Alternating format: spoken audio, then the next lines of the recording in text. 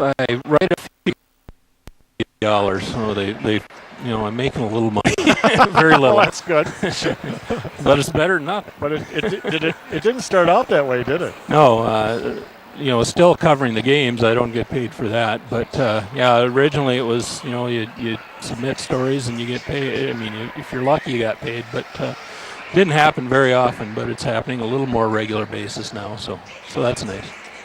You cover the games, and right. we see your stories online and features, and is that about it? Or you take pictures too? I haven't really done a lot of photography for the last few seasons. I know you've done it. I have in the past, but not recently. I haven't. I found out that it's really too hard to try to write about the game and cover it at the same time. You just when you're looking through that viewfinder, you just miss so much. Mm-hmm. And when your job as a writer to write about the whole game, to not see a lot of it because you have this very narrow view of the game, it just doesn't work very well. So what a luxury now. You just worry about the writing.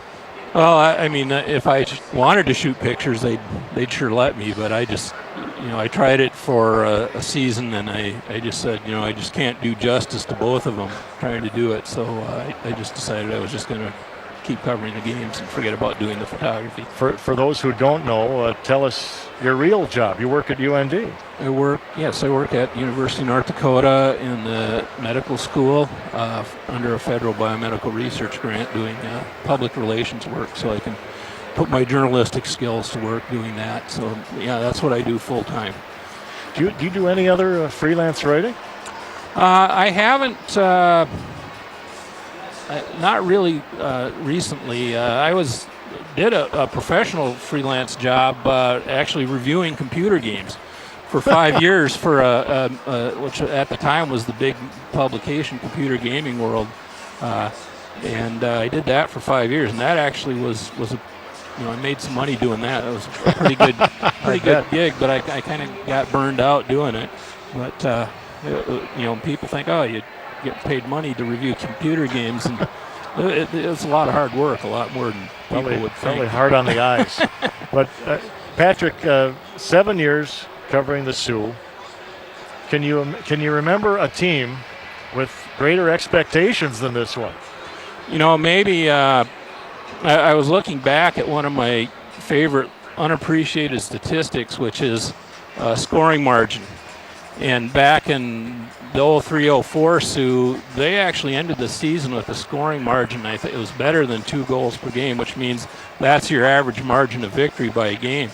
And that team had some high expectations, as you know, and got shut out 1-0 by Denver that went on to win the national championship. But when you look at the level of talent on this team, certainly the expectations are quite high. Their scoring margin right now is about 1.7.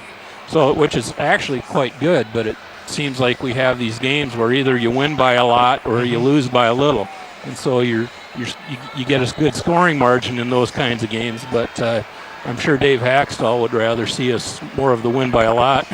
Well, we got Haxtell's thoughts on our first intermission last night about where the team stands. Let's get your thoughts 10 games in.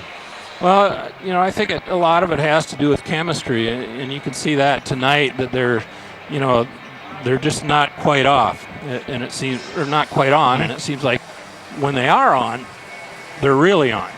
But when they're not on, it's like it's just they can't buy a goal, and and you also get so you kind of dread games like you had last night where it seems like the goals come too easy, because it seems like that's been the pattern is they have one game where they score a lot of goals, and then the next game it's very few, or if any. So I'm sure what Dave would like to see is some of those goals spread around a little more and not so many highs and lows, but more of a steady, consistent effort throughout the whole game. Any predictions for how they will wind up this year?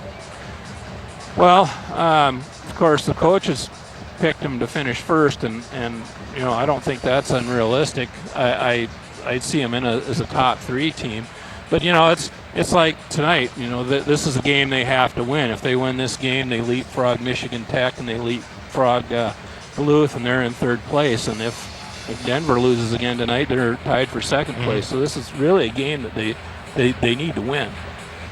But we've seen that pattern back up for a running start, and they finish like gangbusters. So, let's hope that they can come through here in the third period.